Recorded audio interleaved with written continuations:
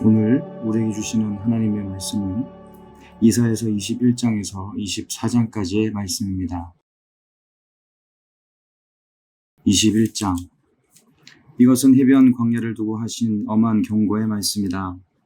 남쪽 광야에서 불어오는 회오리 바람처럼 침략자가 광야에서 쳐들어온다. 저 무서운 땅에서 몰아쳐온다. 나는 끔찍한 계시를 보았다. 배신하는 자가 배신하고 파괴하는 자가 파괴한다. 엘람아 공격하여라. 메대야 애워싸거라. 내가 바빌론의 횡포를 그치게 하고 억압받는 사람들의 탄식 소리를 그치게 하겠다. 그러자 나는 허리가 끊어지는 것처럼 아팠다. 아기를 낳는 산모의 고통이 이런 것일까? 온몸이 견딜 수 없이 아팠다. 그 말씀을 듣고 귀가 멀었으며 그 광경을 보고 눈이 멀었다. 나의 마음은 갈피를 잡지 못하고 공포에 질려 떨었다.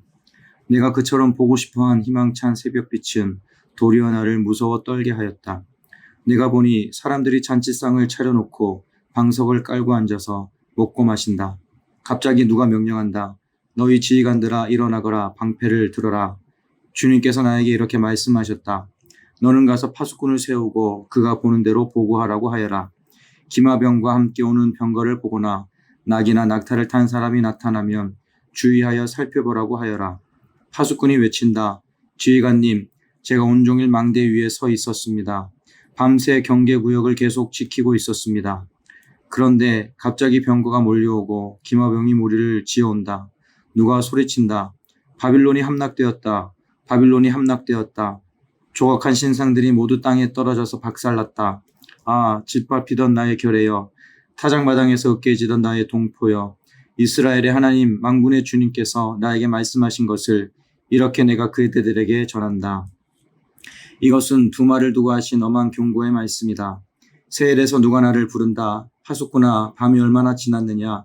파수꾼아, 날이 새려면 얼마나 더 남았느냐. 파수꾼이 대답한다. 아침이 곧 온다. 그러나 또다시 밤이 온다. 묻고 싶거든 물어보아라. 다시 와서 물어보아라. 이것은 아라비아를 두고 하신 엄한 경고의 말씀이다. 드단 사람들아, 아라비아의 메마른 덤불 속에서 밤을 지새우는 드단의 행상들아, 목마른 피난민들에게 마실 물을 주어라. 대마 땅에 사는 사람들아, 아라비아의 피난민들에게 먹거리를 가져다 주어라. 그들은 칼을 피하여 도망다니는 사람들이다.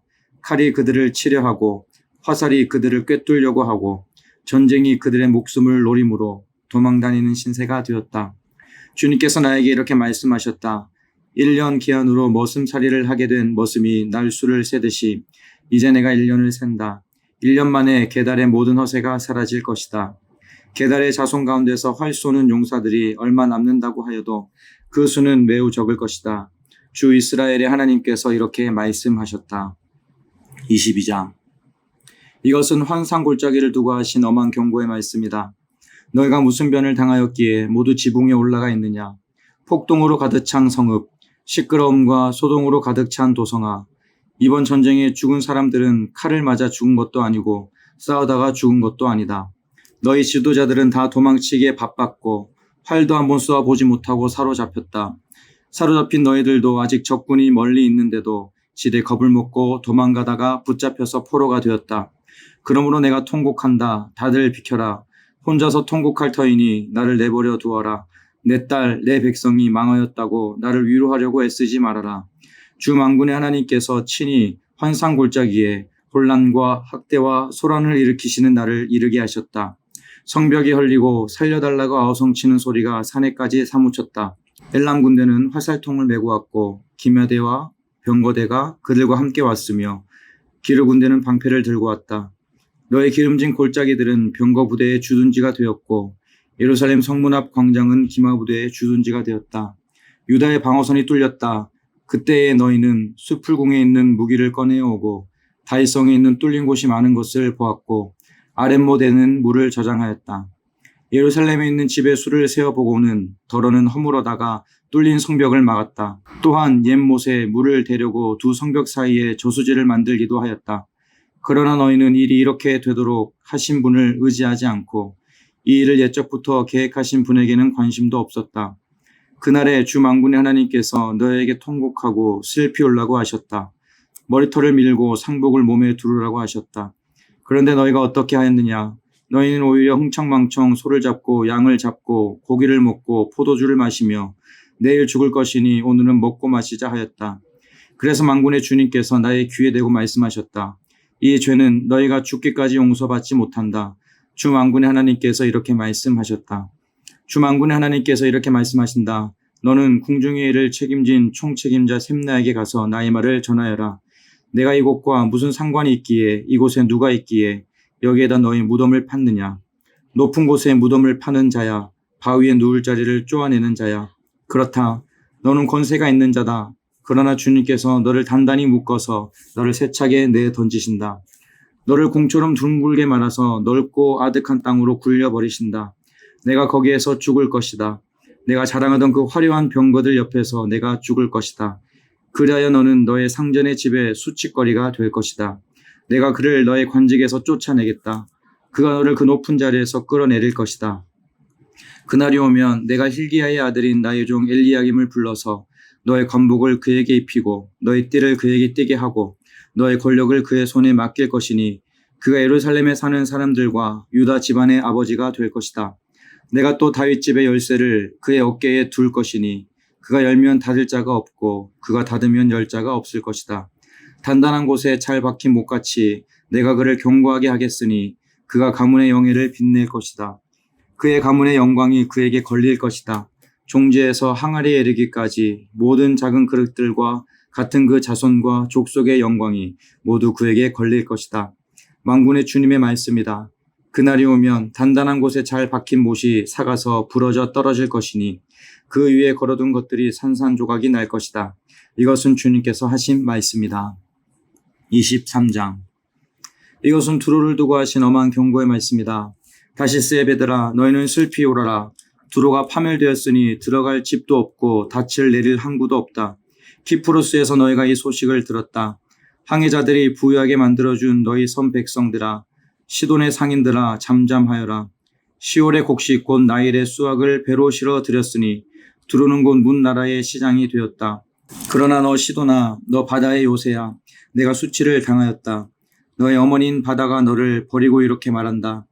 나는 상고를 겪지도 않았고 아이를 낳지도 못하였다.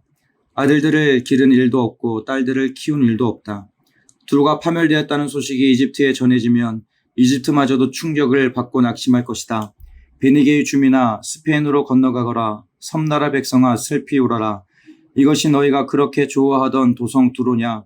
그토록 오랜 역사를 가지고 저 먼 곳에까지 가서 식민지를 세우던 도성이냐? 빛나는 왕관을 쓰고 있던 두로, 그 상인들은 귀족들이요 그 무역상들은 세상이 우러러보던 사람들이었는데 두로를 두고 누가 이런 일을 계획하였겠느냐. 그 일을 계획하신 분은 만군의 주님이시다. 온갖 영화를 누리며 으스대던 교만한 자들을 비천하게 만드시고 이 세상에서 유명하다는 자들을 보잘것없이 만드시려고 이런 계획을 세우셨다. 스페인에 따라 너희 땅으로 돌아가서 땅이나 갈아라. 이제 너에게는 항구가 없다. 주님께서 바다 위에 팔을 펴셔서 왕국들을 뒤흔드시고 베니게의 용세들을 허물라고 명하셨다. 그래서 주님께서 이렇게 말씀하셨다. 처녀 딸 시도나, 너는 망했다. 내가 다시는 우쭐대지 못할 것이다. 일어나서 키프로스로 건너가 보아라. 그러나 거기에서도 내가 평안하지 못할 것이다.